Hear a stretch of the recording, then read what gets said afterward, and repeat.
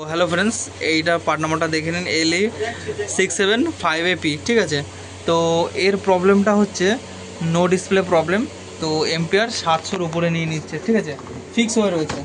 আমি আবার দেখিয়ে দিচ্ছি, এখন দেখিয়ে দিচ্ছি, ঠিক আছে।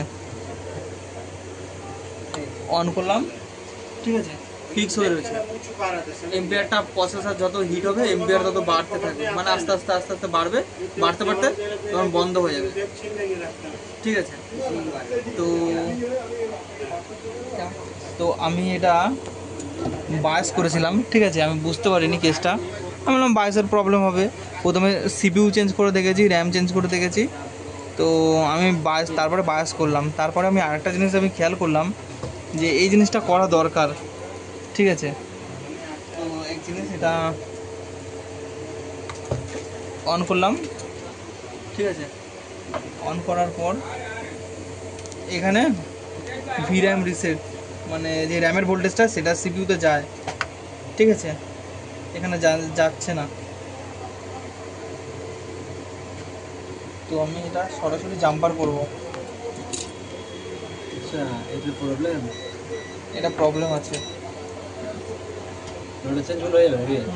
এটা চেঞ্জ করবো না, সরাসরি জাম্পার করে দেবো। রোড স্কুলে খেলা আমি চেঞ্জ করে দাও, জাম্পার করুন সেইটা। হ্যাঁ, যে চেঞ্জ করে দাও। আচ্ছা, এক সেকেন্ড, কিচ্ছু করছি না, ঠিক আছে, কিচ্ছু করছি না। আমি জাস্ট এখানে জাস্ট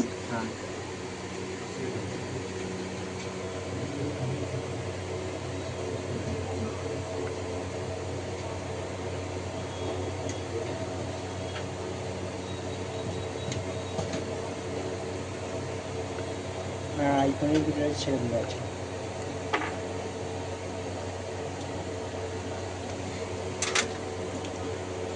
मतलब सोल्डरिंग नहीं लग रहा है, সোল্ডারিংটা লাগছে না এখানে।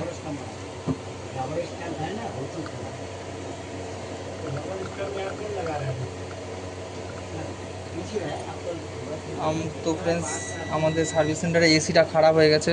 তো এসি আলা এসে এসিটা ঠিক করছে।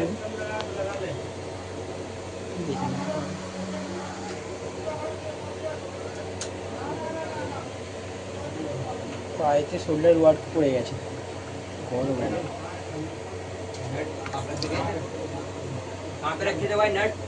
नट वही पे मैकबुक का ऊपर।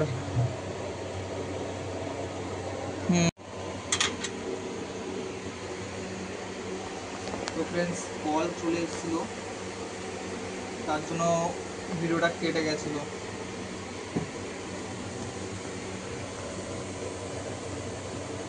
তো ফ্রেন্ডস, একটা জিনিস দেখুন, এই মসফেটটা আমি চেঞ্জও করে দিতে পারতাম, যেহেতু এখানে জাম্পারের অপশানটা আছে। তো আমি মসফেটটা চেঞ্জ করলেও হয়ে যেত, না চেঞ্জ করলেও চলে যেত, বা ডাইরেক্টটা এখান দিয়ে জাম্পার করে দিলেও চলে যেত। এই দেখুন ফ্রেন্ডস,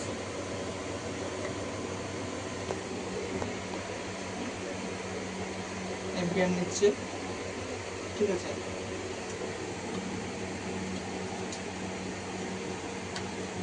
তো ফ্রেন্ডস, কিবোর্ডও ডিসপ্লে চলে এসেছে।